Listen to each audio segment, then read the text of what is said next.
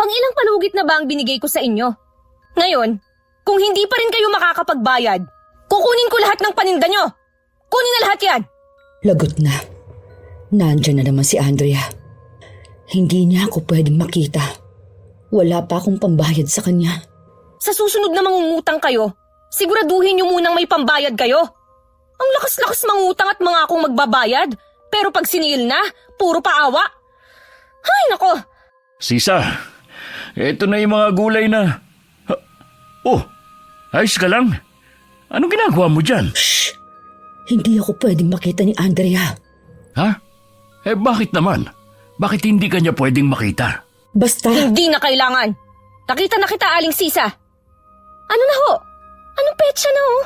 Kailan nyo balak magbayad? O baka gusto mong matulad ka kay Mang Andres, ha? Na hanggang ngayon, hindi pa rin makabangon mula sa ginawa ng mga tauhan ko sa kanya. Andrea, magandang umaga sa'yo. Magiging maganda lang ang umaga ko kung magsisibayad na kayong lahat.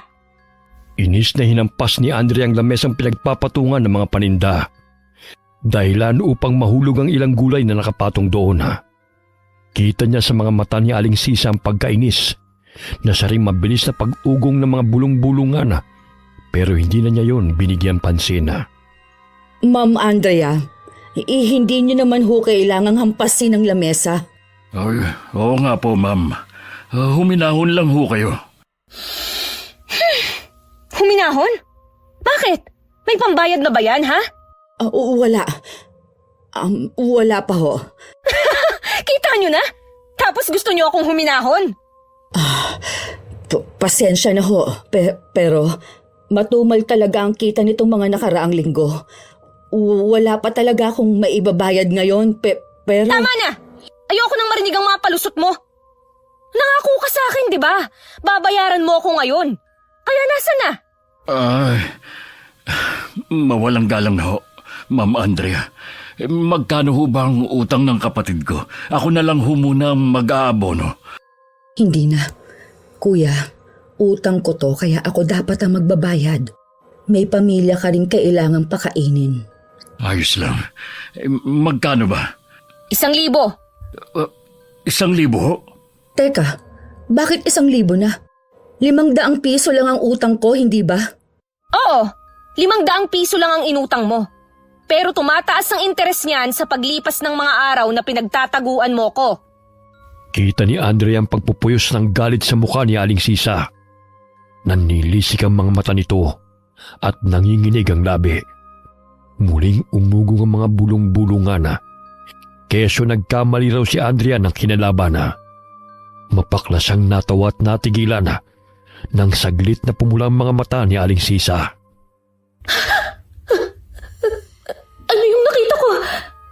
May samaligno ba siya? O guni-guni ko lang yung biglang pagpula at pagkislap ng mga mata niya.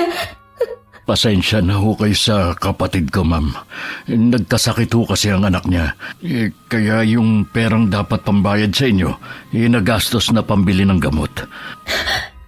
Hindi. Siguradong guni-guni ko lang yun. Malamang tinatakot lang nila ako.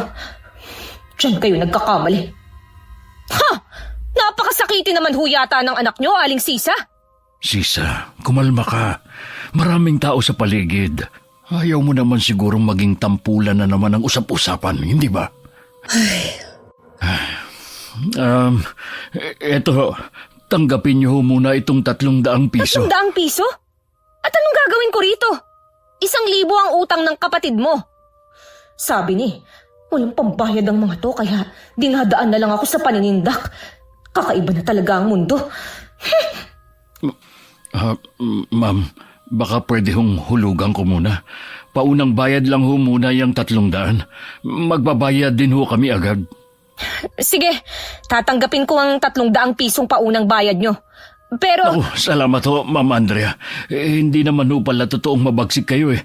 Sisa, magpasalamat ka. Bilis. Salamat ho. Hindi pa nga ako tapos. Pero, kukunin ko ang mga paninda nyo. Ho? Lito, kunin lahat ng mga gulay na nakalatag dyan. Teka lang ho. Kung kukunin niyo ho ang mga paninda ko, paano na ako makakapagbayad niyan sa inyo? Oo nga po, Ma'am Andrea. Wala Gawan nyo ng paraan! Hindi. Sandali, teka lang. Huwag ang mga paninda ko. Parang awa nyo na, nakikiusap ako. Ano bang tinutunga-tunga nga nyo dyan? Lito, kunin nyo na! Sandali lang sabi! Mariing napalunok si Andrea nang biglang sumigaw si Aling Sisa. Aminado siyang kinilabutan siya sa sigaw nitong parang kayang manlamon ng kaluluwa. Ngunit hindi siya natilaga. Agad niyang sinenyasan ang dalawa niyang tauhan na. Pero mabilis din siyang napaatras nang walang kahirap-hirap na itinulak ni Aling Sisa ang lamesa at tumalsik ang dalawa niyang tauhan na. Paano? Malalaki ang katawan ng dalawa kong tauhan. Pero paano napatalsik niya sila ng ganon-ganon lang? Dahil ba yun sa lamesa? Kung itutulak ko ba ito pabalik, tatalsik din ba silang dalawa? Ano ba itong iniisip ko? Sisa, maghunos dili ka. Maraming matang nanonood. Inuubos ng babaeng ito ang pasensya ko, Isagani. Sa paraan ng pagkakatingin niya, parang gusto niya akong patayin.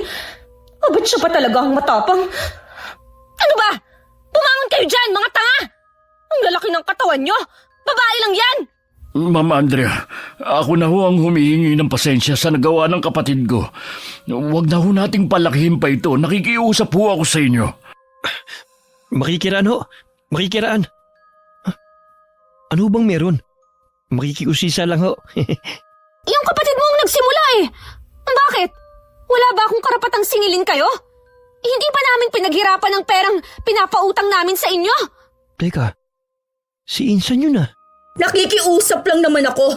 Nabigyan niyo pa kami ng kaunting panahon. Nakikiusap daw. Ganyan na pala ang bagong paraan ng makikiusap ngayon. Eh yung panlisikan niyo ako ng mata. Parang gusto niyo na akong kainin ng buhay. Pasalamat ka umaga ngayon. Dahil kung gabi, hindi ako magtatalawang isip na kainin ka talaga. Ano? Talagang nakuha niya pang manakot? Sisa, ano ba? Hindi niyo ho ba naisip na kung kukunin niyo ang mga paninda ko, mas lalo akong walang maipambabayad sa inyo? Wala akong pake! Insan! Anong ginagawa mo rito? Kaya pala parang narinig ko ang boses niya. Ang alam ko, nasa Maynila to ah. Nabalitaan kasi namin ang nangyari sa negosyo ni Tito. Nagpunta ako para sana kamustahin kayong dalawa. Pasensya na ho kayo sa pinsan ko ah. At bakit ka nang hihingi ng pasensya sa mga yan? Ayos naman kami ng papa. Insan, hindi sa gusto ko makialam ha. Pero may punto naman si Aling Sisa. Paano ka nga naman nila mababayaran kung kukunin mo mga... Hindi ka pa nangingialam sa lagay na yan ha? Kanino ka ba talaga kampi dito ha? Sino bang pinsan mo rito? Ako o sila? Insan, nakakaya na kasi. Skandalo na tong ginagawa mo eh. Iskandalo? Ako pa? Insan, natatakot lang naman ako para sa'yo. Paano kung pagkaisa ka ng mga tao rito sa baryo? Kahit pa sabihin natin may mga kasama kang tauhan, mas marami pa rin sila. Isa pa, hindi ko na gusto yung bulong-bulungan nila tungkol sa'yo. Anong bulong-bulungan? Tsaka, anong gusto mong gawin ko? Magpakabait ako sa kanila? Para gawin ulit nila sa akin ang ginawa nila noon kay Mama? Si Mama na walang ibang ginawa kundi magpakita ng kabutihan at malasakit sa kanila? Naintindihan ko kaya ka nagkakaganyan dahil sa galit. Pero Insan... Tama na. Itong tatandaan nyo ha? Babalik ako. Sisingilin ko ulit kayo. Lito, ikaw na ang bahalang maningil itong iba pang mga nasa listahan. Kapag hindi nagbayad, alam nyo na ang gagawin. Tara na. Puisit, ang aga-aga eh. Pinapainit nila ang ulo ko. Pasensya na ho kayo sa pinsan ko ah. Kong! Lintik na to. Pinsan ko ba talaga to? Pasensya na ho ulit. Araw-araw, parating ganun nagsisimula ang umaga ni Andrea. Iikot siya sa buong baryo para maningil ng utang. At kapag hindi nakapagbayad, ay walang awa niyang kukunin ng mga paninda o alagang hayop nito. Kaya naman naglalakad pa lamang siya sa kalsada, ay nagtatago na kaagad lahat ng taong madadaanan niya. Ano nangyari? Day mo pa'y may nakakahawang sakit kung pagtaguan ka nila. Teka, Insan, hintay! Ano ba, Kong? Ang aga-aga eh. Kita mo ng bad trip yung tao, di ba? Nakisawsaw ka pa kanina. Pasensya na. Saan ka ba kasi pupunta? Sa impyerno. Ano, sama ka? Insan naman eh. Saan nga? Sa sementeryo. Magpapalamig ng ulo. Sama ako. Dalawin na rin natin si tita. Huwag ka nang sumama. Gusto kong mapag-isa. Sige na naman, Insan. Minsan na nga lang tayo magkasama eh. Bahala ka sa buhay mo. Bakit ka pala umuwi dito sa atin? Kagaya ng sinabi ko kanina, nabalitaan ko kasi yung nangyari sa negosyo nyo. Insan, ayos na ba talaga kayo? Para kasing mas lumalala ang pakikitungo ng mga taga-baryo sa inyo eh. Huwag ka nang magtaka. Simula nung mamatay si Mama, ganyan na sila. Parang mga walang utang na loob. Kawawa naman si Insan. Ano ba talaga nangyari kay tita? Tanging si Tito lang kasi nakakalam ng dahilan ng pagkamatay ni tita. Kaso tulala naman siya at hindi makausap. Kaya naiintindihan ko kung bakit ganyan lang umasta si Andrea. Pwede ba? Huwag mo nga akong tingnan na parang nakakaawa akong bata. Pasensya na. Tahimik silang nagpatuloy sa paglalakada. Sa bawat hakbanga ay ramdam niya mga matang nakasilip at nakamasid sa kanila. Hindi naman buong baryong may utang sa pamilya nila.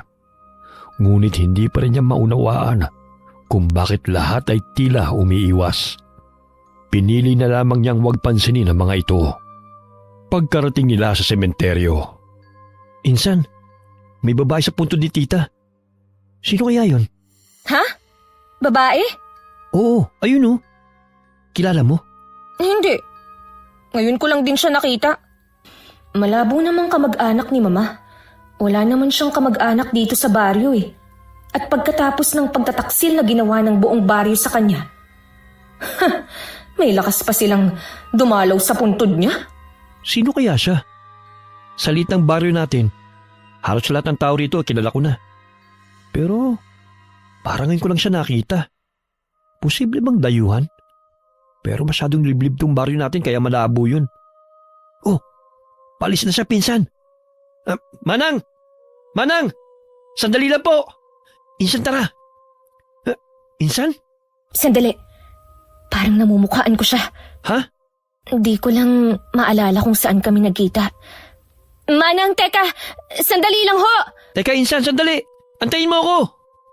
Mabilis na tumakbo si Andrea upang habulin ang matanda. Sa tansya niya ay lagpas 50 na ang edad nito.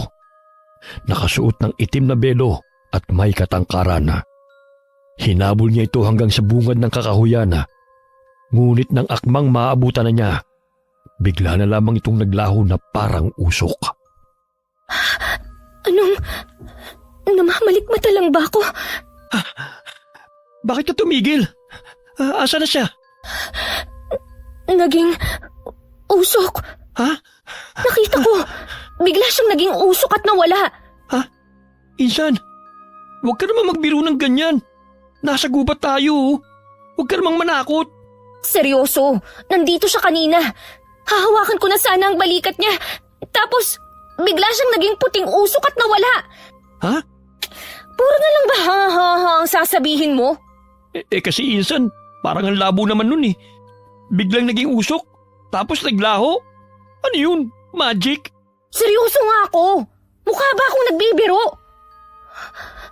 O guni-guni ko lang yun. Naging usok? Naglaho?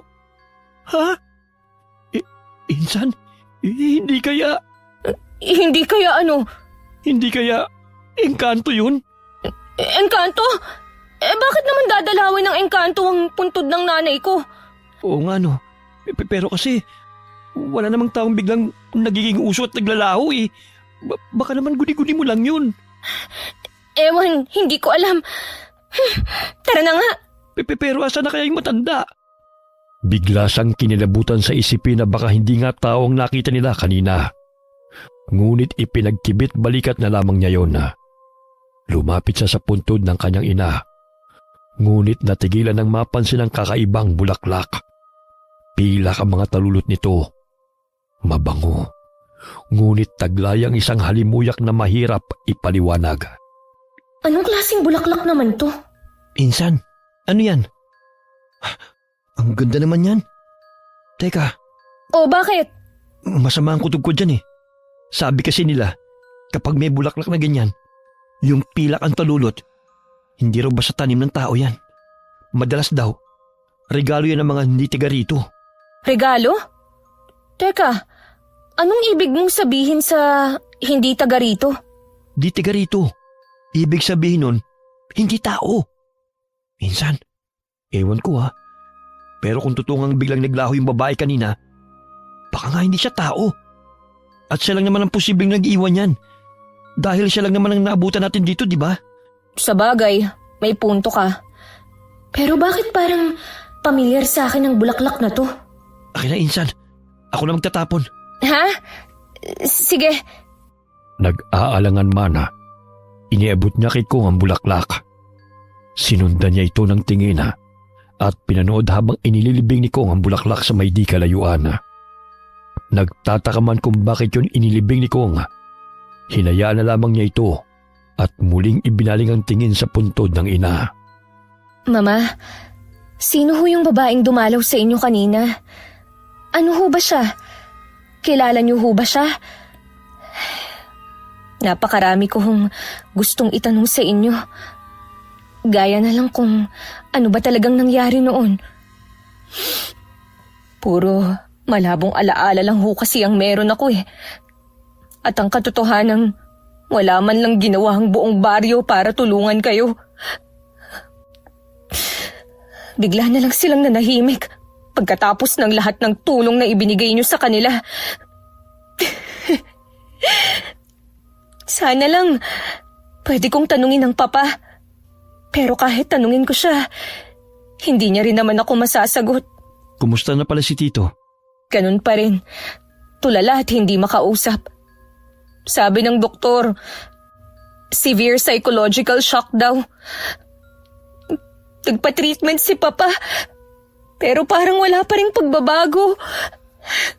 Sabi ng doktor, kailangan lang talaga ng oras. At siya lang din ang makakatulong sa sarili niyang paggaling. Kinalulungkot kong marinig yan, Insan. Kaya nga kung hindi mo ko masisisi kung bakit matigas pa rin ang puso ko sa mga taga-baryo. Dahil wala man lang silang ginawa noon para tulungan ng mama. Sa tuwing nakikita ko yung mahabang listahan ng mga taong may utang sa pamilya namin, mas lalo lang akong naiinis sa kanila. Iiyak mo lang yan, Insan. Nandito lang ako. Alam mo, malaking pasasalamat ko kay Tita. Kasi kung hindi dahil sa kanya, hindi ako makakapagtapos ng pag-aaral. Baka isang hamak na magsasaka pa rin kami. Isang magsasakang walang sariling lupa. At pasensya ka na rin ha. Hindi ko kasi masagot yung mga tanong mo eh. Wala rin kasi akong alam eh. Nagulat na nga lang din kami nang mabalitaang wala na si Tita. Ni hindi man lang pinag-usapan na para bang mas pinagtatakpan pa nila. Anong ibig mong sabihin? E paano? Kung hindi pa kayo nagpadala ng sulat sa akin sa Maynila, hindi ko pa malalaman. Tapos nung umuwi rin ako rito ng isang buwan, ang dami na nagbago. Hindi na gaya nun na kapag naglalakad ako sa kalsada, maraming bumabati sa akin. Ngayon kasi parang iniiwasan na rin nila ako. Akala ko, ako lang, dahil mabagsik akong maningil. Pero baka rin dahil lang din dun, Insan. Ba natatakot lang talaga sa iyo mga tao? Hindi ko alam. Pero pakiramdam ko, may alam silang hindi ko alam. Kaya mas lalo akong naiinis. Ano naman kaya yun? Yun ang aalamin ko. Insan, hapon na rin pala. Uwi na tayo. Mabuti pa nga. Habang naglalakad, hindi niya maiwasang balikan ang mga nangyari kanina.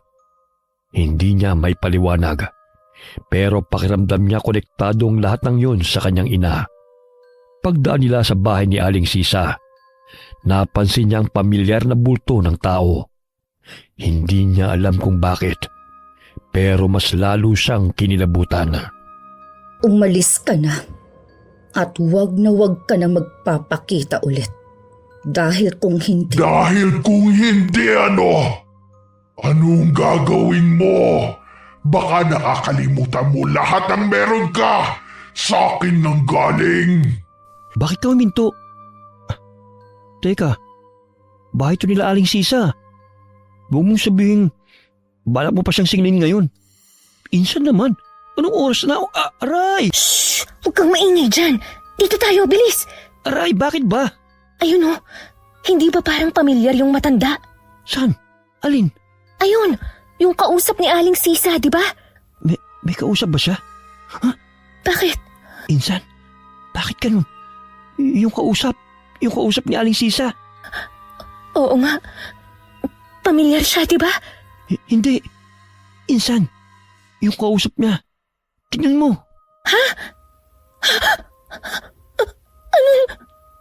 Naguguluhan man, kunot no niyang sinundan ang tingin ng tinuturo ni Kong.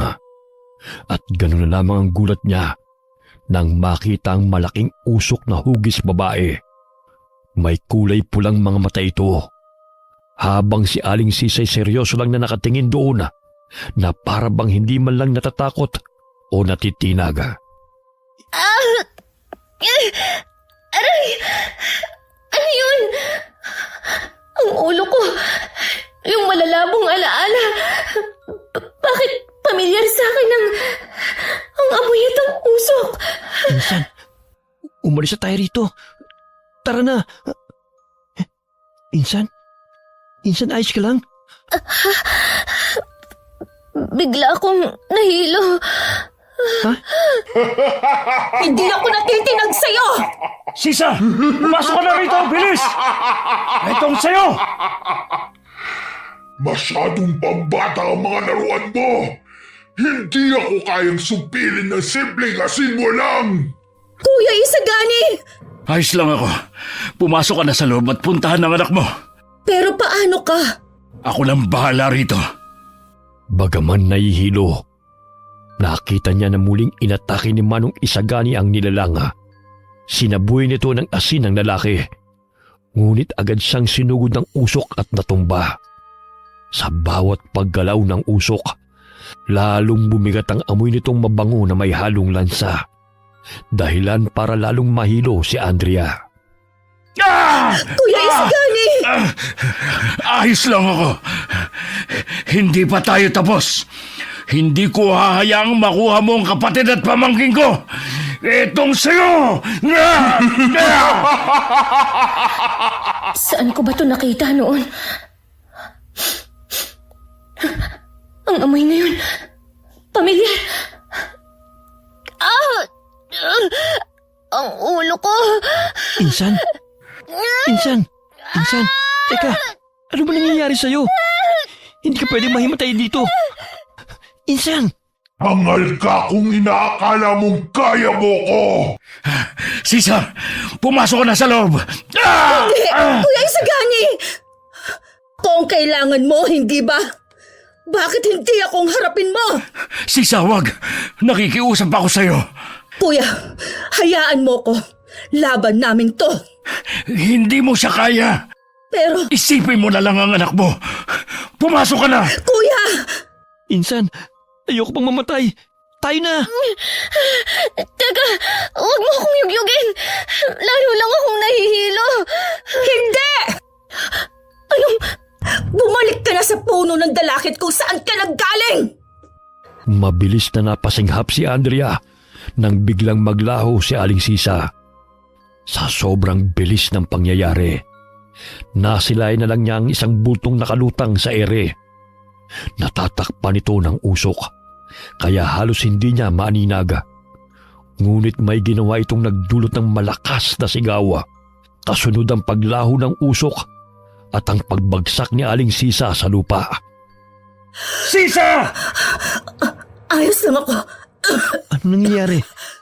Wala na? Insan, tara. Umalis na tayo rito, bilis. Si Miro, Tayo na sa loob! Bilis! Insan, Ano nangyayari? Para akong nasusuka na hindi ko maintindihan. Parang gusto nang sumabog ng ulo ko sa sobrang sakit. Ano bang nangyayari? Insan. Dali, akanin kamay mo. Kaya mo mang maglakad? Oo. Dahan-dahan lang. Insan? Teka, huy. Huwag kang mahimatay. Insan! Uy, Insan! Tulong! Tulong! May tao ba dyan? Teka, paano ba? Pumasok ka na lang sa likod ko, bilis! Bago pa man makapasan sa likod ni Kong, biglang umikot ang paligid ni Andrea. At bago pa siya tuluyang himatayin, nakita niya ang isang matandang babae. Pamilyar ang mukha nito at nakangiti pa sa kanya. Pagdilat niya, nasa isang madilim na lugar na siya. Isang lugar na puro tubig ang paligid. Nasaan ako? Anong lugar to? Kong! Papa! Nasaan na ba ako? Ang lamig! Ang lamig naman dito. Kong! Andrea, Mama! Mama, ikaw ba yan? Mama, nasan ka po? Andrea, malapit nang dumating ang tamang panahon. Malapit na. Ang alin po? Nasaan ho ba kayo? Mama! Nasaan ho ba tayo? Ano pong malapit nang dumating? Mama! Nandito ka sa tirahan ko. Sino ka? Andrea, malapit na. Andrea, gising ka na. Panaginip. Panaginip lang. Ayos ka lang. Pinagpapawisan ka. Tawagin ko lang muna ang doktor. Doktor? Nasaan na ba ako? Teka, kwarto ko to ah. Ay, nasa bahay na pala ako. Saglit na isinandal ni Andrea ang ulo niya sa ulunan ng kama. Makalipas ang ilang minuto, muling bumukas ang pinto at pumasok dito si Kong kasama ang isang doktora. Paglapit nila, agad siyang sinuri nito. Pagkatapos ay may ilang utos ang ibinigay kay Kong bago muling lumabas ng pinto. Ano? Kumusta? Nilalamig ka pa rin ba? Hindi na. Ano bang nangyari? Anong sabi ng doktor? Sabi niya, baka na-trigger lang daw ang trauma mo. Nabanggit ko rin kasi sa kanya na dinalo natin kanina si tita at may mga nangyaring kakaiba. Sabi niya, baka yun ang dahilan kung bakit ka biglang inapoy ng lagnat at hinimatay. Pero, ayos ka na ba talaga, Insan? Inapoy ng lagnat? Oo, nang madala kita rito kanina, bigla ka lang inapoy ng lagnat. Mabuti na nga lang din at nandito si Doc para sa regular check-up ng papa mo. Kaya natignan kanya kaagad. Sandali, binuhat mo ako pa uwi? Mula sa bahay nila Aling Sisa? Nakaya mo akong buhatin? Oo, ang bigat mo nga eh. Halos mabali itong likod ko. Isa pa, wala naman akong pagpipilian eh. Sa takot ko na baka magpakita ulit yung usok, ginamit ko na lahat ng lakas ko para lang mabuhat ka pabalik rito. Ganun pala. Pero, yung usok, yung mga nangyari kanina, nakita mo rin yun, di ba? Oo, hanggang ngayon nga kinikilabutan pa rin ako pag naiisip ko yun. Alam mo, mas mabuti pang huwag na natin pag-usapan yun. Nananayo ang balahibo ko. Nakakilabot. Nga pala, sigurado ka bang okay ka na talaga? Oo, medyo mabigat lang ang katawan ko. Mabuti kung ganun. Maiwan na muna kita para makapagpahinga ka. Kong, May problema ba? sasabihin ko ba sa kanya ang tungkol sa napanaginipan ko? Pero baka mas lalo lang siyang hindi makatulog. Wala. Gusto ko lang magpasalamat. Ang papa pala, Nasa kwarto niya, nagpapahinga. ikaw pala, saan ka matutulog? Uuwi ka ba sa inyo? Baka hinahanap ka na nila tita. Ayos lang. Gabi na rin naman eh. Dito na lang muna ako makikitulog sa inyo. Saka, ito naman talagang sadya ko kaya ako umuwi eh. Sigurado ka ba dyan? Hindi mo naman kailangan gawin to eh. Isa pa, ngayon ka lang din bumalik dito sa baryo. Sigurado ako, gusto ka ring makasama ng mama at mga kapatid mo. Oo, Insan. Saka, ang dahilan din talaga ng pag-uwi ko dahil gusto kong tumulong sa negosyo nyo. Pambawi man lang. Maintindihan naman yun ni Inay. Isa pa, nagkasama naman kami nung nakaraang buwan nang umuwi ako rito. Oo nga pala. Sige, meron namang guest room dyan eh. Doon ka na lang muna. Ay, insan, hinandaan pala kita ng lugaw. Ayan medyo malamig na nga lang. Sige kong, ako na ang bahala dyan. Kainin mo bago ka matulog. Oo, sige na. Gusto ko na ring magpahinga. Sigurado ako. Nakita ko na yung bagay na yun noon. At yung amoy. Tama. Yun yung amoy ng bulaklak sa puntod ni Mama. At yung usok. Nung naging usok yung matanda. Ganon din yun. Magkaparehas. Hindi kaya... Siya rin yun. Pero sino ba talaga siya? Ang ulo ko. Parang sasabog sa sakit. Pilit niyang ipinikit ang mga mata at kinalimutan ang mga nangyayari. At marahil dahil sa matinding pagod, mabilis siyang nakatulog. Kinaumagahan, maaga siyang nagising at nagtataka na tila ba ang gaan ng pakiramdam niya. Taliwas sa naramdaman niya kagabi. Magandang umaga. Oh, ang aga mo yatang nagising parang ang ganda pa ng gising mo Oo nga eh. Medyo nagtataka nga rin ako. Pero sa palagay ko, magandang pangitain to. Baka maraming magbabayad ng utang ngayon. Maniningil ka pa rin? Pagkatapos ng mga nangyari? Magpahinga ka muna kaya, Andrea. Okay na naman na ako. Tsaka mas okay na rin to, no? Kailangan ko ng pera dahil konti na lang. Wala na akong maipambabayad sa doktor ni Papa. Tsaka sa caregiver niya. Ay, yung sakahan kasi, palugi na. Kaya huwag ka nang magreklamo at samahan mo ko. Hindi ba't kaya ka nga umuwi rito? Kasi naman, Andrea, insan, kinikilabutan pa rin ako pag naalala ko yung mga nangyari kagabi. Di pa rin ako makapaniwala. Nangyari talaga yun? Para kasing sa mga kwento at telebisyon lang nagkakatotoo mga ganon. Ako rin naman eh. Kaya nga kailangan nating bumalik sa baryo. Marami pa akong tanong na gusto kong mabigyan ng kasagutan. At hindi yun masasagot kung magmumukmuk lang ako rito sa bahay. Ang papa pala. Nasa kwarto niya, natutulog pa. Matapos nilang mag-almusal ay wala na silang sinayang na oras. Agad silang nagtungo sa talipapa para maningil sa mga tinderang may pagkakautang sa kanila. Malayo pa lamang inapansin na kagad ni Andrea ang tindahan ni Aling Sisa na nakasarado. Tingnan mo nga naman. Mukhang pinagtataguan na ako ng magaling na si Sisa. Baka naman dalang sa nangyari kagabi kaya hindi sila nakapagbukas ng tindahan. Sana nga totoong dahil lang dun. Dahil oras na malaman kung pinagtataguan nila ako. Kalalagyan talaga sila. Ha? Oh, anong gagawin mo? Trespassing yan, huy. Sisilipin ko lang naman. Para kasing may tao sa loob. Wag na.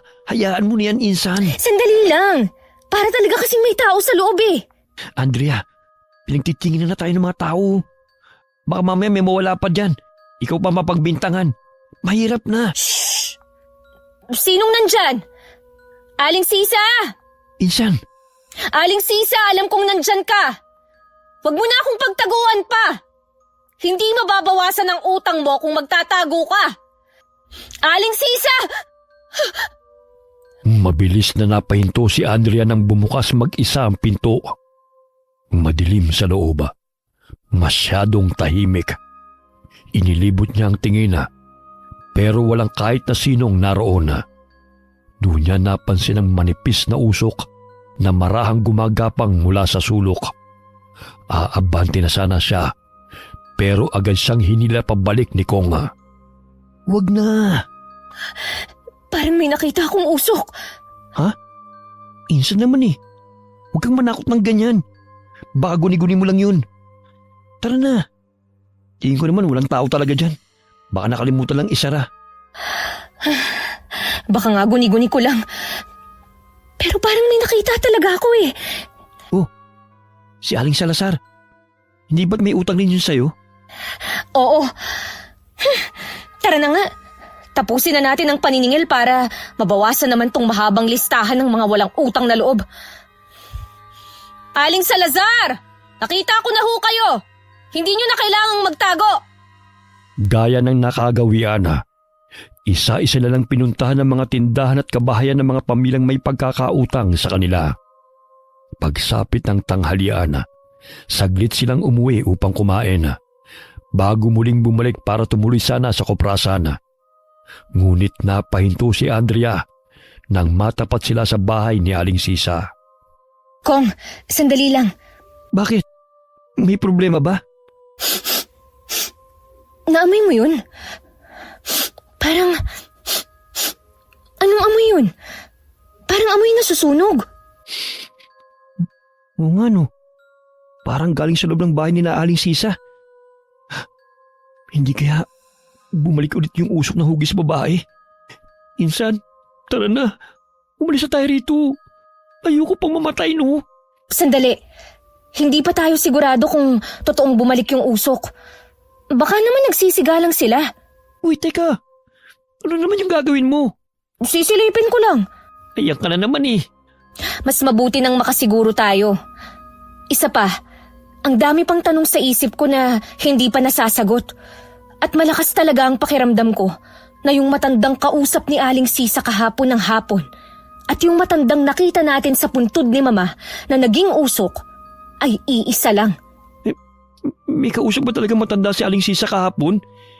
Yung usok na hugis babae na kasing nakita ko eh. Oo, at sa palagay ko, siya rin yung usok. Sandali lang, Insan. Hindi ba trespassing tong gagawin natin? Wala naman tayong gagawing masama eh. Sisilipin lang naman natin. Tsaka mahirap na. Ano, baka mamaya may sunog na pala. Teka nga, ikaw ba talaga yan? Totoo ba yan ha? May pakialam ka kina Aling Sisa? Ayos ka lang ba? Tingin ko, may sakit ka ba? Ano ba? Ayos lang ako. At anong nag-aalala ako sa kanila? Nag-aalala ako sa utang nila. Aba, sino na ang magbabayad nun kung may mangyayaring masama sa kanila, di ba? Sayang din yun, no?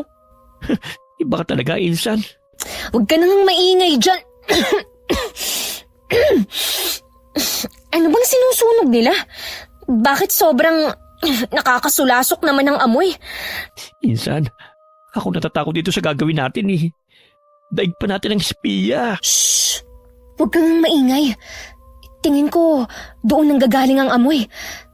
Tara, dito tayo. Hoy, Andrea, Insan, susuong ka talaga dyan? Para ka namang tiktik niyan eh. Sira? Tik-tik? Sa silong? Pwede sigbin. Shh! Huwag ka namang maingay. Sinong nariyan? Ang ingay mo kasi. Lagot talaga tayo nito. Shh! Meow! Meow! Seryoso ka ba? Shh!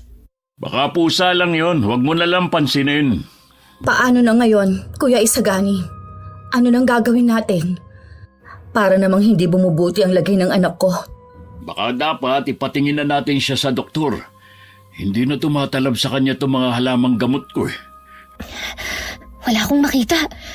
Kainis naman na usok na to. Ang hapdi sa mata. Insan, umalis na tayo rito. Bago pa may makakita sa atin. Insan, tara na. Huwag kang magulo. Doktor, hindi doktor ang kailangan ng anak ko, Kuya Isagani. At isa pa, niwala nga akong pera pambili ng ulam. Tapos yung tindahan pa. Sampain nawa! Wala na ba talagang natitirang kahit kaunting awa sa Andrea na yon? Talagang nilimas nila yung tindahan. Ano raw? Abay, sira ulo pala tong Aling Sisa na to eh. Nilimas? Ako? Wala nga akong ginawa. Hindi nga ako naningil sa kanya ngayong araw. Shh! Insan, baka marinig ka. Ay, nakakatiyak ka ba na siya nga may gawa? Masamang mambintang, Sisa. Yun ang sinabi ng mga tao sa talipapa. Bakit naman sila magsisinungaling? Isa pa, siya lang naman ang pwedeng gumawa nun. Kong, tigilan mo ko. Susugurin ko tong aling sisa na to. Sana ginawa ko na lang. Ako rin naman palang mapagbibintangan. O at least totoo, kumita pa ako. Pero oo nga no, bakit di ko naisip gawin yun? Wala na tayong magagawa pa ron. Ang mahalaga sa ngayon ang anak mo. Hindi pwedeng magpatuloy siyang ganyan. Kailangan nating gumawa ng paraan. Ano yun? Napatid ako. Pasensya na. Aray. Shh! Kuya, hindi kaya bumalik na ulit siya? Ano nang gagawin natin? Nagbalik? Sinong nagbalik? Ang matanda kaya ang tinutukoy niya? Insan, tignan mo. Mabilis na napukaw ang atensyon ni Andrea. Sinundan niya ng tingin ang tinuturo ni Konga. At doon sa maliit na siwang sa may sahiga, sa itaas nakita nila ang anak ni Aling Sisa na nangangayayat. Nanlalaki at nangingitim ang mga mata. Puro galos ang katawan at kung titignan ay parabang wala na itong buhay. Buhay pa kaya siya? Hindi ko alam. Pero parang hindi na yata humihinga. Insan, natatakot na talaga ako rito sa ginagawa natin. Saka malapit na magdilim mo. Tara na. Bago pa bumalik yung kung ano man yun. Magpakalalaki ka nga. Huwag kang tuwag. Okay, sige. Aamin na ako. Bakla ako. Pwede na ba? Tara na. Seryoso ba? Biro lang. Malamang. Pero para umalis na tayo, oo, totoo. Puro ka naman kalukuhan. Aray! Shh! Kunin mo ang banal na asin sa kwarto. Bilis! Pati na rin yung buntot pagi. Tignan natin kung may magawa pa yan lecheng dalakit nun na yan. Maswerte siya nung una at hindi tayo nakapaghanda. Ito na, kuya. Maganda ka dahil nararamdaman ko na ang presensya niya. Kuya, paano kung maulit ang nangyari noon? Paano kung... Huwag kang mag-isip ng ganyan, Sisa. Hindi mangyayari sa'yo nangyari noon kay Ma'am Almia. Almia? Insan, tama ba yung narinig ko? Si Tita Almia? Ang mama mo? Kung ganun, may alam nga sila sa nangyari kay Mama noon. At posible rin talagang konektado ang matandang yun sa nangyari kay Mama. Insan, Ano ba yun?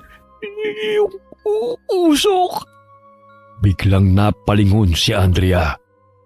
Mula sa silong na kanilang pinagtataguan, nakita nilang usok na unti-unting gumagapang. Dahan-dahan itong naiipon sa iisang lugar hanggang sa mabuwang hugis ng isang tao. Saglit na kuminang ang mapulang mga mata nito bago tuluyang naging normal ang itsura. Sinasabi ko na nga ba, siya yung nakita natin sa puntod ni Mama. Siya nga yun, Insan. Pero, paano... Hoy, ano na naman ba? Saan na naman pupunta? Eh di tatanungin ko siya. Tatanungin ko siya kung anong ginagawa niya sa puntod ni Mama. Kung anong alam niya. At kung sino ba siya. Napapaliw ka na ba? Lalapitan mo talaga? Baka may maisama ka pa niya sa mundo niya. Sige, ikaw rin. Pero kung baka matulungan niya akong maalala ulit yung mga nangyari noon kay Mama. Baka may alam siya. Hindi mo ba nakita yung ginawa niya kay Aling Sisa at Manong Isagani? Insan naman, mag-isip ka naman. Paano na si Tito, ha? Sige, paano ng papa mo kung pati ikaw mawala sa kanya? Mag-isip ka nga. Huwag kang padalos-dalos. Anong gusto mong... Ano yun? Si Aling Sisa, Insan. Walis tayo rito. Halika na. Hindi. Hindi ako aalis hanggat hindi nasasagot lahat ng tanong ko. Ano ba? Huwag nang matigas ang ulo mo. Halika na. Hindi mo naiintindihan eh. Ang daya lang kasi na para bang lahat sila may alam. Pero ako, wala. Kong, wala kang alam sa hirap na pinagdaanan ko nung mamatay si Mama. Simula nun, nagkandaleche-leche na lahat. Ako ang sumalo noon lahat. Namatay si Mama. Nandun ako. Pero puro malalabong alaala lang ang meron ako. Si Papa, nakita mo naman yung lagay niya, di ba? Hindi ko nga siya makausap eh. Di wala akong mapaglabasan ng sama ng loob. Yung negosyo, ayun, nalulugi na. Yung mga taga-baryo, kung umakto sila parang walang nangyari, masisisi mo ba ako, ha? Kahit sa panaginip ko, hinahunting ako ng mga nangyari noon. Anong ibig mo sabihin? Kagabi lang, napanaginipan ko ulit si Mama. Pero iba sa pagkakataong yun. Mas nakakatakot, mas nakakakilabot. Sabi niya, malapit na raw. Malapit na raw ang ano? Hindi ko alam. Tinanong ko siya pero... hindi ko alam kung... Pero tingin ko talaga may gustong sabihin sa akin si Mama. At kailangan kong malaman kung ano yun. Oh, Insan, tabi! Bago pa man makalingon si Andrea, mabilis na siyang naitulak ni Kong palayo. Napasubsub siya sa sahig at nanlaki ang kanyang mga mata nang makita si Kong na tumilapon at sa lakas ng pagkakabangga sa haligi ng bahay, napaubo ito ng dugo. Kong! Andrea, anong ginagawa niya rito? Hindi na dapat siya nagpunta pa rito. Kuya, si Manang Luring. Talaga namang napakakunat ng matandang yan. Kong! Anong ginawa niyo sa pinsan ko? Insan, sa likod mo! Alanganing napalingon si Andrea nang may ituro si Kong at halos maubos ang kanyang hininga sa gulat nang makita ang matanda sa harapan nila. Nakangiti habang nanlilisik ang kulay pulang mga mata. Mabilis siyang umatras, saka iniharang ang sarili upang protektahan si Kong. Sino ka ba talaga? Kamukhang kamukha mo talaga ang iyong ina at ang iyong...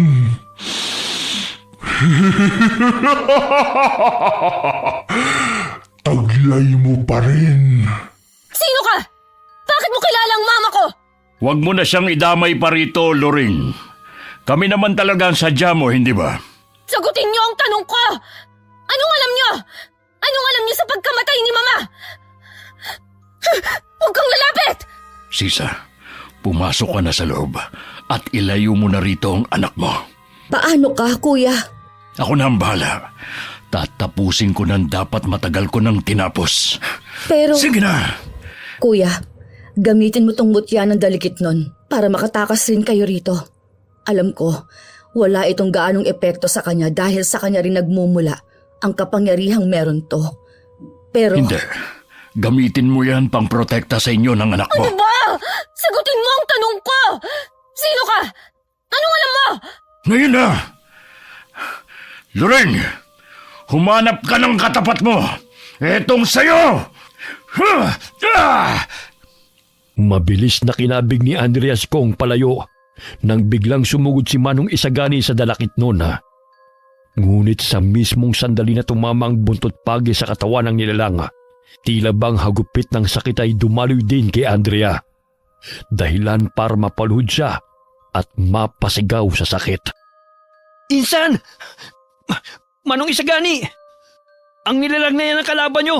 Hindi ang pinsan ko! Insan! Insan! Paano? Hindi ko tinamaan si Andrea.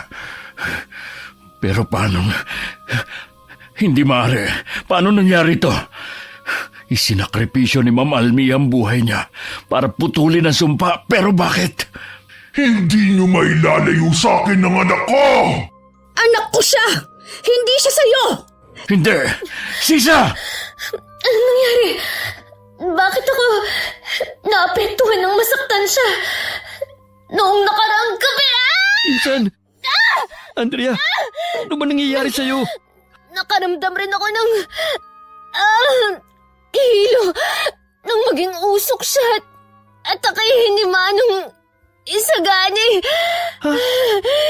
Ano bang sinasabi mo? May hindi tama rito kung may tinatago sila sa akin. Bakit ako apektado? Alam mo, mas mabuti pa umalis na tayo rito. Hindi ko alam po anong nangyayari pero wala tayong laban sa kanila. Tara na, tutulungan kitang tumayo. Mamatay ka na, Lorraine! Ha? Bakit walang talab sa dalakit nun ang buntot pagi ko? At tila si Andrea ang sumasalo ng lahat ng sakit nun. Hindi ako papayag na kunin mo ang anak ko! Mabilis na nabaling ang atensyon ni na Andrea kay Aling Sisa. Muling nag-anyong usok ang dalakit nun at ang puntirya nito ay ang anak niya. Ngunit bago pa man ito makalapit, may inilabas si Aling Sisa. Isang kwintas na kulay itim. Itinaas niya yun at mula roon sumiklab ang kakaibang liwanaga. Hindi ito puti, ngunit nakakasilaw ito at tila bumabalot sa paligid. Hindi pa tayo tapos. Babalik ako. Kukunin ko ang batang yan. At Andrea, babalikan kita, anak. Ano yung kakaibang liwanag na yon? Ha? Asa na siya? Anak? Aray! Sisa! Diyos ko, anak. Muntik na tayo doon. Kuya, Ayos lang ba kayo? Nasaktan ka ba? hindi naman kuya. Pero ang anak ko, Ano yun? Ayos ka lang? Para akong napaso. Ha? Napaso saan? Parang may apoy na dumaloy sa ugat ko nung lumiwanag. Aray! Panahon na rin siguro para malaman mo ang totoo, Andrea. Totoo? Anong totoo? Hindi tayo ligtas dito sa labas. Doon tayo sa loob mag-usap. Teka, paano kami nakakasiguro na wala kayong gagawing masama sa pinsan ko? kung wala kayong tiwala sa amin, pwede na kayo umuwi. Sigurado ako, ligtas kayo doon sa mansyon nyo dahil marami kayong tauhang pwedeng magprotekta sa inyo. Kung wag na. Gusto ko ring malaman ng totoo. Tayo na sa loob kung ganon. Insan, hindi kaya totoo yung hinala natin. Tignan mo yung anak ni Aling Sisa. Para talagang wala na siyang buhay. Tignan mo yung mga kuko. Nangingitim na. Hindi papatay ang anak ko! Buhay pa ang anak ko. Pwede ba akong... Hindi yun ang mahalaga sa ngayon. Kailangan kong malaman at mabigyan ng linaw ang pagkamatay ni Mama. At hindi mo rin ba narinig ang sinabi ni Aling Sisa? Buhay pa raw ang anak niya. Baka malubha lang talaga. Pasensya na ho, Aling Sisa. Sandali lang. Sisa, mauna ka na sa loob. Susunod kami. Bakit ho? Kung maaari lang sana, huwag na kayong magtanong ng kahit ano tungkol sa kalagayan ng anak ni Sisa. Bakit ho? Hindi nyo na kailangan malaman pa ang dahilan. Isa pa, naparito kayo para malaman ang totoong nangyari noon, hindi ba? Gusto nyo ng kasagutan patungkol sa totoong nangyari kay Ma'am Almia. Yun ang sadya nyo, hindi ba? Oho. Huwag ka na kasing magtanong pa. Madilim na sa labas at huni na lamang ng mga kuliglig ang bumabalot sa paligid. Pagpasok ni Andrea sa bahay nila Aling Sisa, agad siyang sinalubong ng amoy na hindi niya matukoy. Inalalayan siya ni Kong na maupo sa mahabang upuan. Saglit niyang inikot ang paningin at napansin ang mga tuyong dahon na nakasampay sa dingding. Sisa, naihanda ko ng silid. Maaari mo nang ihiga ron si Miro. Ako na ang bahalang kumausap at umintindi kina Ma'am Andrea. Kong, pwede mo ba akong tulungan? Ho? Saan ho? Takpan natin yung butas sa dingding. Ilagay natin yung maliit na cabinet doon. Aray! Sige po. Ayos ka lang ba dyan, Insan? Ha? Oo. Huwag mo akong intindihin. Masakit lang yung mga latay ko. Pero ayos ako. Mabuti na lang at hindi ganon kalaki ang naging butas. Hindi na ho kaya babalik yon? Ang mga kagaya niyang dalakit nun, may limitado lang na oras. Hindi sila pwedeng mawalay ng matagal sa puno nila. Ikakapanghina nila yon. Kaya pala kaparehong oras din nung nakaraang gabi siya nawala. Oh, Teka, alam niyo ho na nandun kami? narinig ko ang sigaw mo. Nakita ko kayo. Ah, maiba ho pala ako. Ano ho ba yung dalakit nun? Saka, bakit niyo ho tinawag na dalakit nun si Manang Luring? Yung matanda, dalakit nun ba siya? Oo, isa siyang dalakit nun. Isang uri ng hindi lang basta engkanto kundi aswang rin. Ho? Hindi lang engkanto, kundi aswang din? Totoo pala yun. Akala ko kwento-kwento lang yun ng mga matatanda. Totoo pala talagang merong engkantong aswang. Pero, anong pinagkaiba nun? Mas nakakatakot pala yun. Grabe. Oo nga, grabe. Kung kumuda ka riyan, para kang hindi tumama sa haligi at umubo ng dugo kanina. Para saan ho pala yung mga dahon na kinuha nyo? Para dyan sa mga natamo niyong sugat. Unahin na kita kong akin ang kamay mo. Kamayo? Oo, kamay mo. Alanganing iniabot ni Kong ang kamay kay Manong Isagani. Pagkaabot niya, agad itong pinulusuhan ng matanda. Habang si Andrea na may tahimik na nakamasid. Doon niya napansin ang liwanag na kumislap mula sa loob ng kwarto. Kagaya ng nakakasilaw na liwanag kanina bago tuluyang naglaho ang nilalanga. Bumalik pa siya. Aray. Dahan-dahan lang ho. Medyo masakit. Ayan, ayos na ba? Oo, ayan. Mas okay na ho. Sige, Mama Andrea. Kayo naman ho. Andrea? Insan. Oh, yung mga sugat at latay mo. Nawala. Bumalik siya. Bumalik ho siya, Manong Isagani. Nakita ko ulit yung liwanag kagaya nung bago siya nawala. Ha? Sino? Yung dalakit nun? Yung matanda? Hindi siya nagbalik. Kung ganun, ano yung nakita ko? Ang nakita mong liwanag na galing sa loob ng kwarto ay ang liwanag na nagmumula sa mutya ng puno ng dalakit o ang mutya ng dalakit nun. Pero, bakit yung mga sugat niya nawala? Dahil ba sa liwanag? Oo nga, ang mga sugat ko wala na. Paano ho nangyari yun? Mabilis silang napatigil nang biglang bumukas ng marahasang pinto ng kwarto at lumabas doon si Aling Sisa na aligaga. Walang pasabi itong lumapit kay Andrea. Isa-isang sinuri ang mga braso niya na parabang may hinahanap. Saglit siyang natigilan. Saka pinukulan si Andrea ng masamang tingin. Baka sa kanyang mukha ang pagod. Pagkadismaya at desperasyon na. Asan na? Anong ginawa mo? Ho! Asan na? Anong ginawa mo? Bakit nawala ang mga latay at sugat mo? Bakit yung sa anak ko hindi? Bakit yung sa'yo naghilom? Aray! Aray ko! Aling Sisa! Nasasaktan ho ako! Anong ginawa mo? Paano naghihilom ang mga sugat mo? Sisa! Sisa, kumalma ka! Kuya! Oo nga ho, Aling Sisa. Kahit ho kami, hindi namin alam kung paano gumaling ang mga sugat niya. Kuya, bakit ganon? Bakit naghihilom ang mga sugat niya? Bakit si Miro hindi? Bakit? Hindi ko rin alam. Siguro dahil mas bata si Miro. Mas mahina ang katawan niya at Ano, kuya? At siguro dahil sa sakripisyong ginawa noon ni Ma'am Almia para kay Andrea. Siguro, hindi man tuluyang naputol ang sumpa pero nakatulong yon para hindi siya masyadong maapektuhan. Ibig mo bang sabihin, kailangan ko ring isakripisyo ang buhay ko para kay Miro?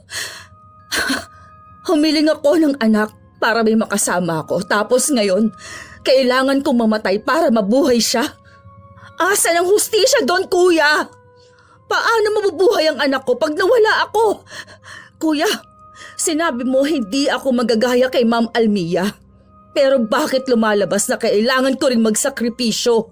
Sisa, huminahon ka lang. Huminahon? Paano kung hihinahon? Hindi ako pwedeng mamatay. Hindi pwede. Doon na lang ho muna kami sa kusina ni Insan, Manong Isagani.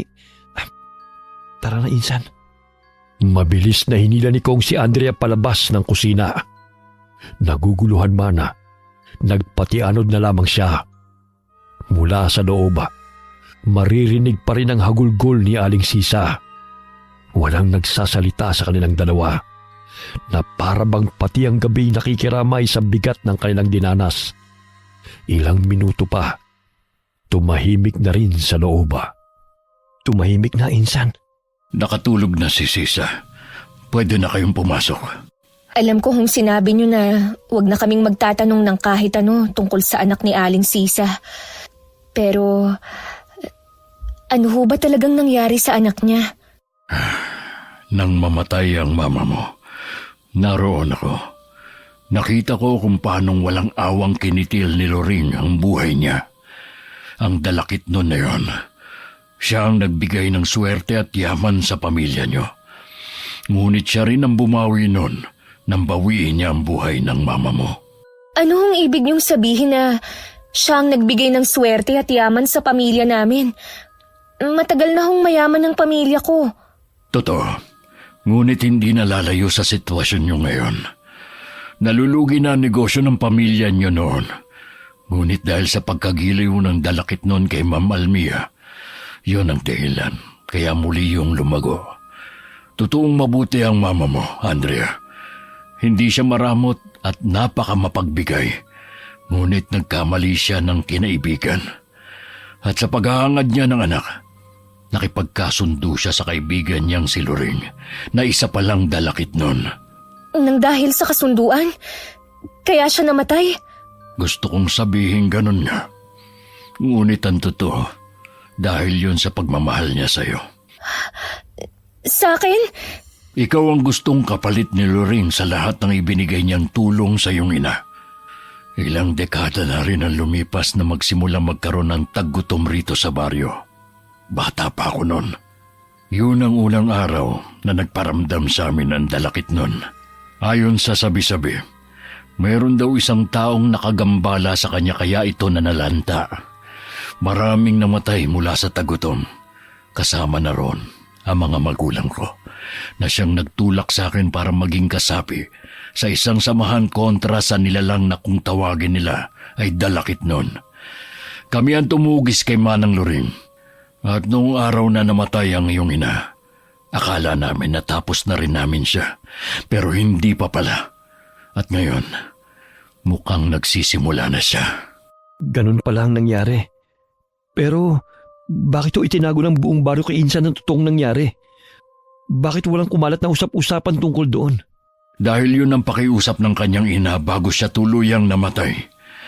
Ginamit din niya ang lahat ng nalalaman niya para burahin ang mga alaala ni Andrea. Ang mga alaala ko? Mas minabuti na rin ang ating kapitan na siyang pinuno ng aming samahan na ilihim ang nangyari para na rin sa kapakanan ng lahat at sa pakiusap ng iyong ina, Andrea. Natakot din ang mga taga-baryo kaya mas minabuti nilang umiwas sa'yo. Yung mga sugat niya ho, hindi naman sa tinamaan ng buntot pagi niyo Pero bigla siyang nagkaroon ng latay. Saka bigla na rin naghilom. Marahil bunga yun ng kasunduan, kaya may pagkakakabit din siya kay Loring. Hindi ko alam. Hindi ako sigurado. Kung ganun, ang lahat ng yun... Ang ulo ko! Aray! Ano nangyari sa'yo, Insan? Ang ulo ko! Ang ulo ko! Masakit! Anak! Narinig ko siya! Naririnig ko siya! Sino naririnig mo? Ang boses na yun! Siya yung sa panaginip ko! malapit na kitang makasama. Hindi! Manong Isagani, anong nangyayari sa kanya? Andrea! Manong Isagani! Biglang nanlamig ang buong katawan ni Andrea na sinabayan pa ng matinis na tunog. Umikot ang paningin niya hanggang sa tuluyan siyang mawalan ng malaya. Mabilis siyang naalimpungatan nang marinig ang tila mga boses na nag-uusap. Sa simula'y malabo at parang nagmumula sa malayo. Ngunit unti-unting naging malinaw habang dahan-dahang bumabalik ang kanyang ulirat. Aray, hindi ko kwarto to. Ang ulo ko. Ano na hong gagawin natin? Galit na galit ang mga tao. Nandito pa rin pala kami. Kong, anong nangyayari? Ba't parang ang daming tao sa labas? Insan, gising ka na. Nagkalat ang mga patay na hayop malapit sa bungad ng gubat at lahat sila. Si Aling Sisang sinisisi. Ano? Paano nangyari yun? Hindi rin namin alam eh. Saka, bakit si Aling Sisa ang sinisisi nila sa pagkamatay ng mga hayop? Kailangan nating makaalis dito nang hindi nahahalata ng mga tao sa labas. Paano? Pwede tayong dumaan sa gilid ng bahay. Pero saan ho tayo dadaan palabas? Makikita at makikita pa rin nila tayo. Sa silong, may pintuan sa sahig doon sa kwarto. Pwede tayong dumaan doon. Tayo na. Bilis! Kong, Bakit? ano ba talagang nangyayari? Hindi ko rin alam eh. Nagising na lang ako dahil sa ingay. Nahahalata mo rin ba? Parang may tinatago sila sa atin. Pansin ko kasing kanina pa nila iniiwasan ng mga tanong ko eh. Pansin ko nga rin, Insan. Kayong dalawa. Tayo na. Oo. Dahan-dahan lang. Saka huwag kayong maingay para hindi nila tayo mahalata. Nagkatinginan saglit sina Andrea at Konga bago sumunod kay Manong Isagani. Pagkababa nila sa silong, mabilis silang lumusot sa gilid ng bahay. Tumawid sa mga halamanan at dumiretso sa gubat. Mabuti na lamang at walang nakapansin sa kanila. Ngunit habang naglalakad ay tumambad sa kanilang mga patay na ibon at may ilang mga patay na baboy ramo. Diyos ko, ano ba yan? Sigurado ko, hindi tao may gawa nito. Hindi ho kaya ang dalakit no ng may gawa. Posible. Pero bakit kay Aling Sisa sinisisi? Kuya, saan na tayo pupunta ngayon? Iniiwasan talaga nilang tanong mo, Insan. Pwede kayong tumuloy sa amin pansamantala. Mas ligtas tayo ron kesa sa kagubatan. Hindi na. Kuya, baka pwede tayong tumuloy sa inyo. Delikado. Kung doon kayo pupunta, hindi malabong makasalubong ninyo sila. Pero kung sa bahay namin tayo pupunta, pwede tayong dumaan sa kagubatan. Lusot ng niyugan. May daan doon papunta sa amin. Mas malayo ang daan pero mas ligtas. Pero kuya, May punto si Andrea, Sisa. Mas ligtas kung sa kanila muna tayo pansamantalang mananatili. Kung ganoon, dito ho ang daan. Naunang naglakad si Andrea. Paminsan-minsan ay nililingon niya ang mga kasama niya sa kanyang likuran. Napansin niyang hirap na hirap si Aling Sisa sa pagkarga ng anak. Sa tansya niya ay nasa 4 na taong gulang pa lamang ito. Ngunit ang ipinagtataka niya ay payat naman ang bata. Pero parang hirap na hirap si Aling Sisa na buhatin ito.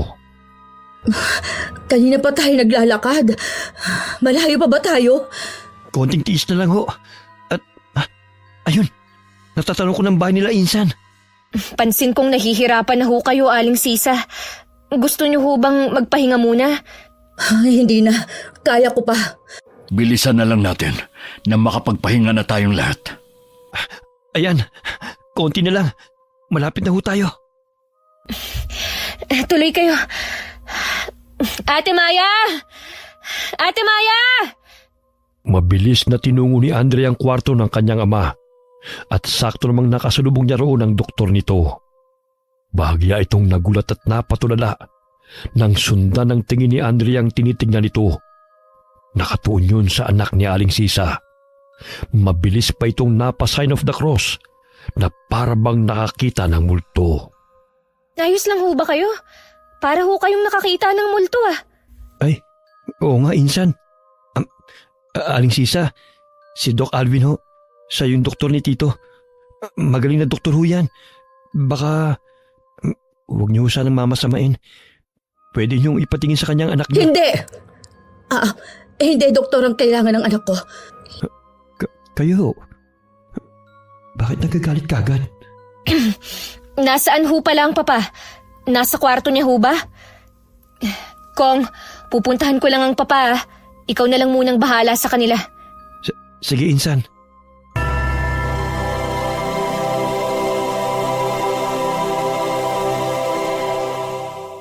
Papa! Nariyan ho ba kayo? Tinitingnan nyo na naman ho pala ang litrato ni Mama. Ang bigat ho siguro para sa inyo, ano? Nakita nyo lahat pero wala man lang kayong nagawa. Alam ko na ho lahat, Papa. Unti-unti na rin hong bumabalik ang mga alaala ko. Patawad ho ah. Kung ako pa ang naging dahilan ng pagkawala ni Mama.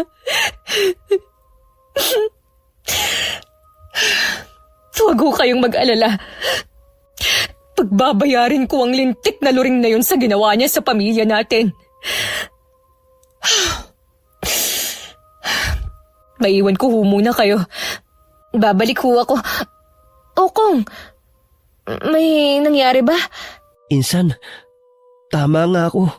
Ano? Tama saan? Ano kasi? Paano ko ba sasabihin to? Ano kasi? Matagal nang patay yung anak ni Aling Sisa. Ano? Bago umalis kanina si Doc Alvin, kinausap niya ako. Sabi niya sa akin na kahit hindi niya pulsuhan yung bata, sigurado raw siya na matagal na itong walang buhay. Insan, tama ba itong ginawa natin? Paano kung totoo yung binibitang ng mga tao kay Aling Sisa? Ang alin? Na siya ang pumatay sa mga hayop? Ewan ko. Hindi ko na alam kung anong paniniwalaan ko eh. Kinikilabutan tuloy ako. Sandali. Baka naman nagkamali lang si Doc. Insan naman doktor yun.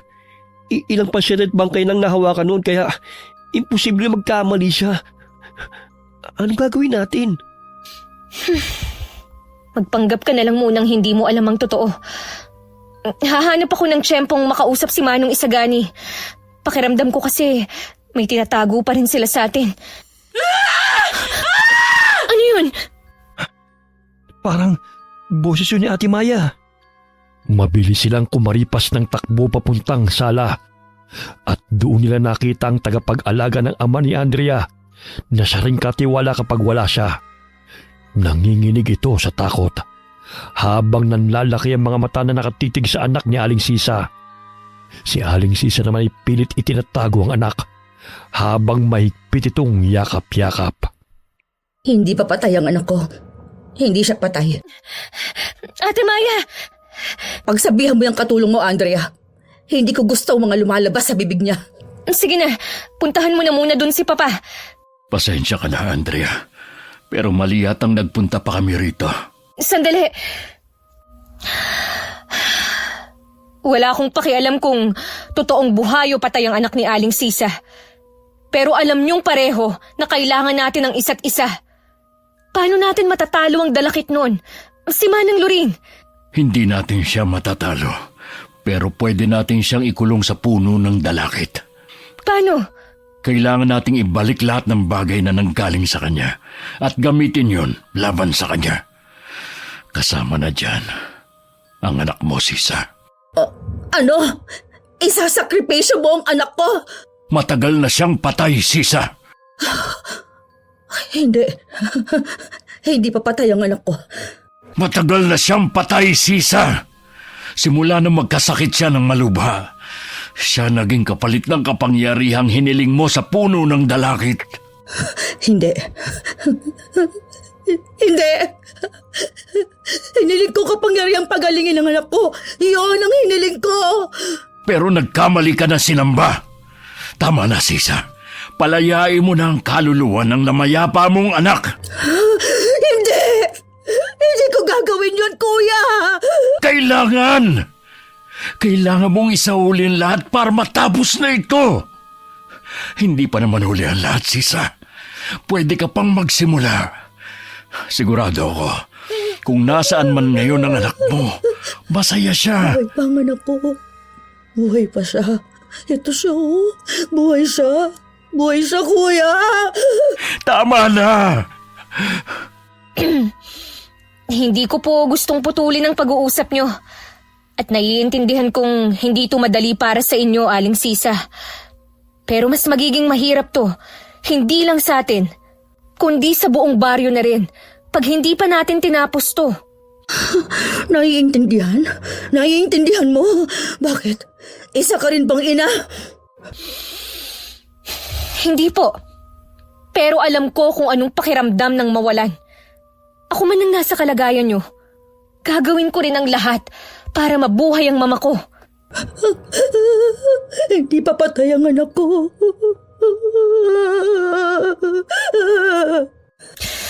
Aling Sisa, hindi na natin mabubuhay pa ang patay. Buong buhay ko, bit-bit ko ang bigat ng pagkawala ni mama. Hindi lang ina ang nawala sa akin, pero pati ang sarili kong ama. Oo, buhay siya, pero hindi ko naman makausap. Pakiramdam ko rin, tinalikuran ako ng buong baryo, kaya ako naging malupit. Pinagkaitan ako ng katotohanan. Pero ikaw, ayun nga oh, pilit nang sinasampal sa'yo ang totoo. Masakit pero kailangan yung tanggapin.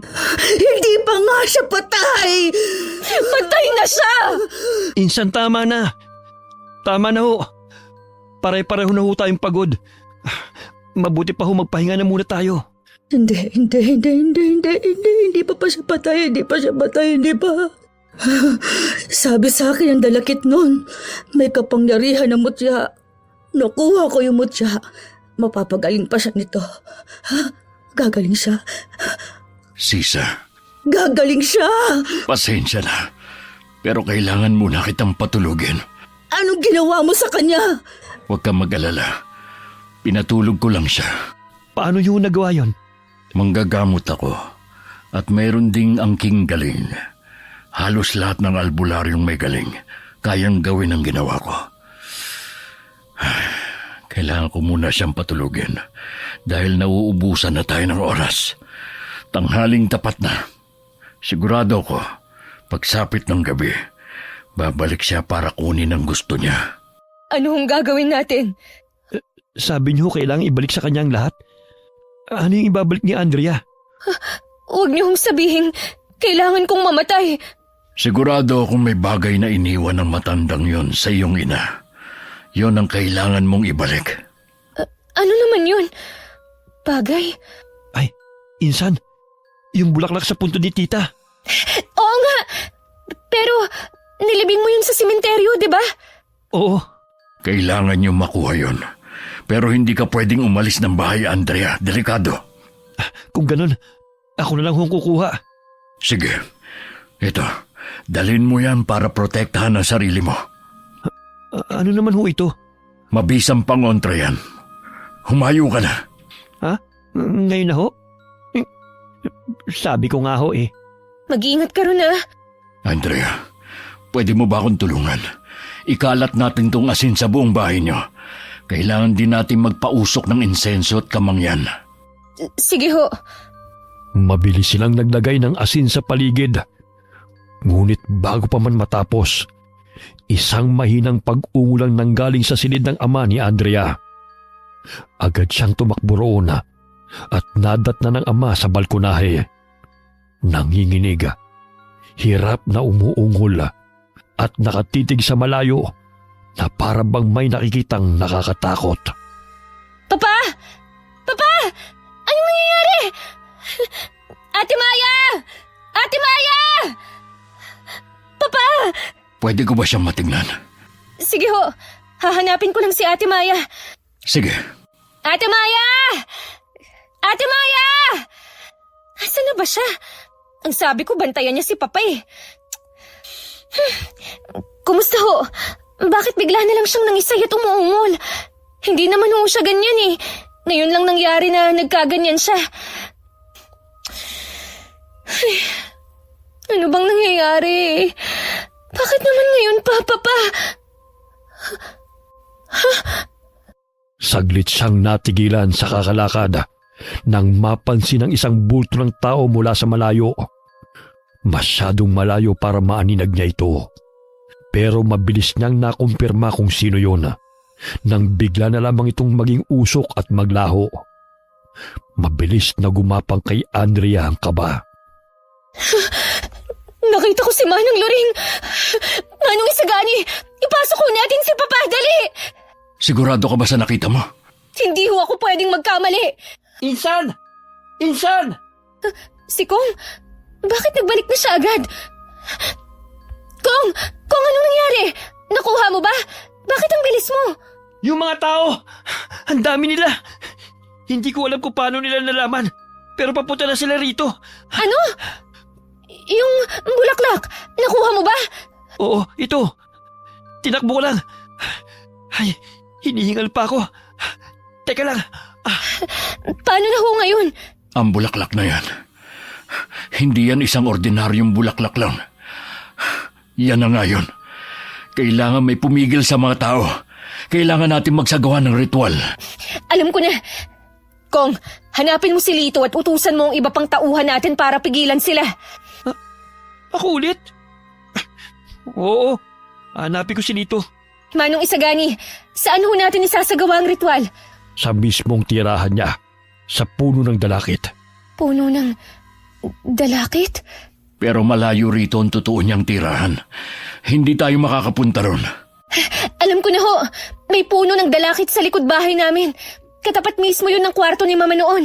Pero hindi na namin ginagamit ang kwarto na yun ngayon. Pwede na ho kaya doon? Oh, pwede na yun. Pero paano ho ang Papa? Ligtas ho ba siya rito? Insan! Natawag ko na sila. Ayun, tamang-tama. Kong, Ako na naman? bantayan mo muna ang Papa. Dalin natin siya sa sala. Samahan niyo rin si Sisa. Ilang minuto na lang ho. Lulubog na ang araw. Kailangan na nating bilisan. Kung ganon, ano pang hinihintay natin? Tayo na! Agad silang kumilos at nagtipon-tipon sa sala. Itinuloy nila ang paglalagay ng asin sa paligid. Nagpausok din sila ng insenso at kamangyan.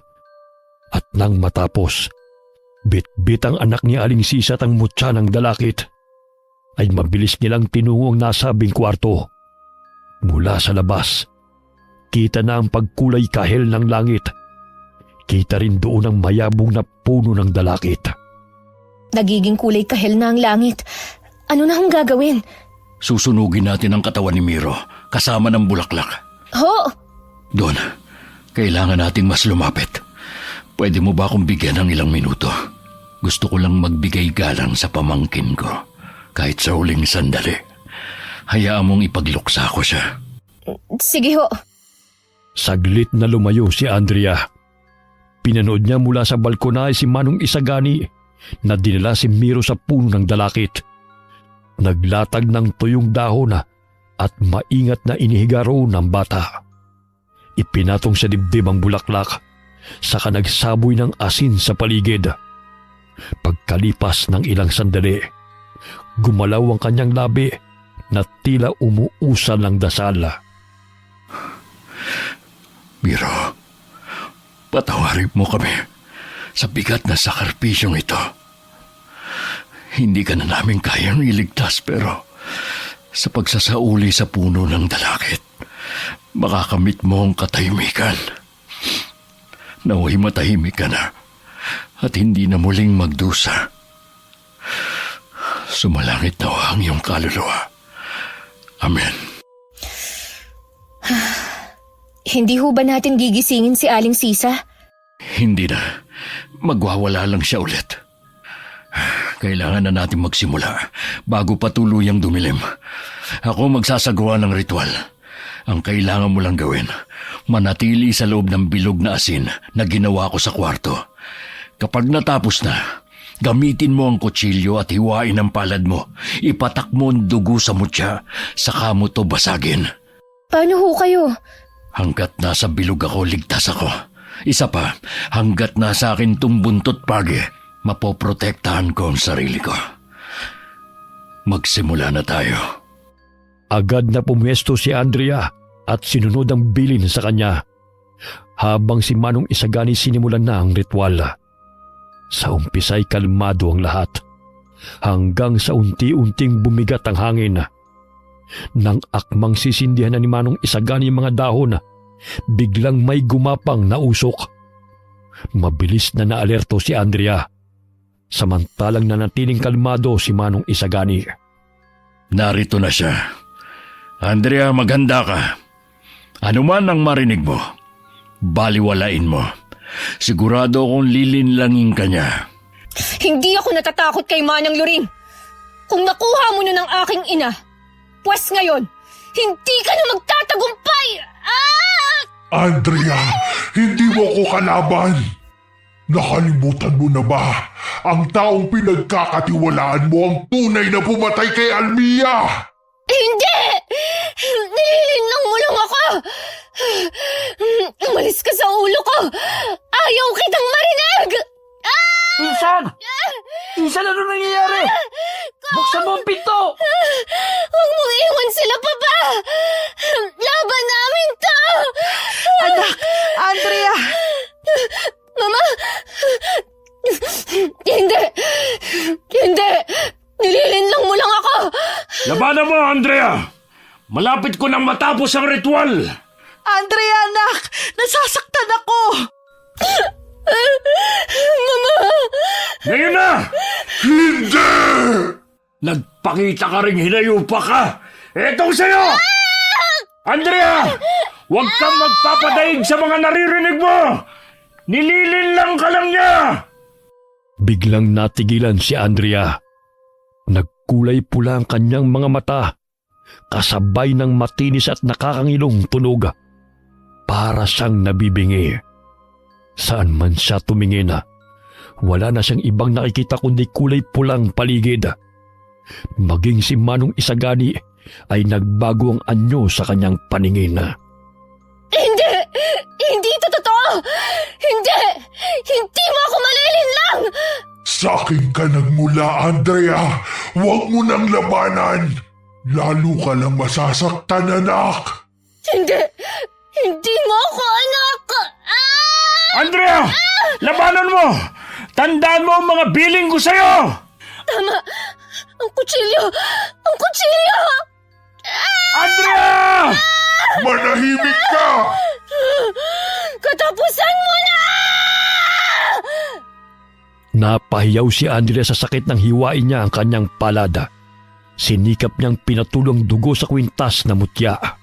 Pagkatapos ay winasak ito gamit ang kutsilyo. Napapikit siya nang biglang kumawala roon ng puting liwanag, kasabay ng pagbabalik ng mga naburang alaala niya. Mama! Andrea, tapos na! Insan, ano nangyari? Tapos na. Hindi niya na tayo muling gagambalain pa. Pero, nandyan po ang puno ng dalakit. Hindi ho ba natin susunugin yan? Hindi na kailangan. Sapat na ang ginawa natin upang panghabang buhay siyang ikulong. Mabuti naman ho kung ganon. Bigla silang natigilan nang marinig ang palahaw ni Aling Sisa. At nang puntahan nila ito, ay hindi na rin ito matigil pa sa pag-iyak habang pilit na inaabot ang kawalan. Sa palagay ko, nagkita na ulit sila ni Miro. Ayos ka lang, Insan. Naalala ko na lahat ko. Sa wakas, matatahimik na rin ang lahat ng namayapa. Pero, paano pala yung mga tao sa labas? Ako na ang bahala sa kanila. Matapos ang lahat ng pangyayari, unti-unting bumalik sa normal ang baryo. Hindi alam ni Andrea kung paano ipinaliwanag ni Manong Isagani sa mga tao ang kababalaghan. Ngunit basta na lamang naging maayos ang lahat. Ang kanyang amay nagsimulang magpakita ng pagbabago. Hindi na lamang ito nakatulala. At bagamat hirap pa rin magsalita, mas nakakausap na ito ngayon. Nabawasan din ang takot ng mga taga-baryo kay Andrea, lalo na't nagpasa siyang hindi na singilin ng mga may utang sa kanila. Meron lamang siyang isang kondisyon, ang pagtulungan nilang ibangon muli ang mga sakahan mula sa pagkakalugi na siya namang malugod na sinang-ayunan ng lahat. Sa kabila ng mga bulong-bulungan, pinili ni Aling Sisa na lisanin na lamang ang baryo at magsimula ng panibagong buhay malayo sa masasakit na alaala. Samantala, si Manong Isagani nagbalik sa kanyang pamilya at muling nakipag-ugnayan sa dating samahan. Sila na ngayon ang nangangalaga sa buong baryo. Si Kong naman ay hindi na muling bumalik sa Maynila at mas piniling manatili roon. Sa huli, muling bumalik ang katahimikan sa baryo. Bagaman hindi kagad naghilom ang sugat mula sa nakaraan, natutunan naman nilang harapin ang takot at magtulungan upang muling bumangon at magsimula. Si Andrea, na minsang kinatatakutan, ay naging tanda ng pagbabago, na ang lakas ay hindi nasusukat sa kapangyarihan ng dugo o sumpa, kundi sa tapang na labanan ng kasinungalingan at piliing tumindig para sa iba. Okay, sana po nagustuhan niyo ang kwento natin ngayon. Shout out po tayo sa Servano family na taga Tobias Fournier Antique from Rose Servano from Abu Dhabi, UAE. Hi kay Ruben Granad Redondo from Paranaque. Hi Enriquita Castre. Hi kay Eloisa Jane Galang from Batya, Bacoor, Bulacan. Hi kay June Mateo. Hi Sally Albino from Kawayan City, Isabela. Hi kay Rosalie Riambonanza from Saudi Arabia. Shout out sa Urbano Sisters kay Cynthia Mela, Betty Albay at Delia Baronia. Kamusta po kayo? Shout out sa Buendia family from Lucy Buendia ng Nueva Ecija. Kamusta po kayo? Hi kay Cheryl Vertudazo from Bahrain. Hi kay Dina Reclamante. Hi kay Rona Galado from Hong Kong. Hi kay Ria Duetes from Bohol. Pero nandito po siya ngayon sa Antipolo.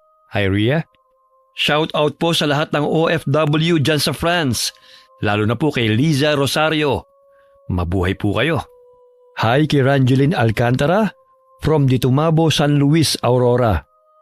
Hi kay Glenda Gilyado from Malaysia. Alright, maraming salamat po sa inyong lahat and God bless all of you.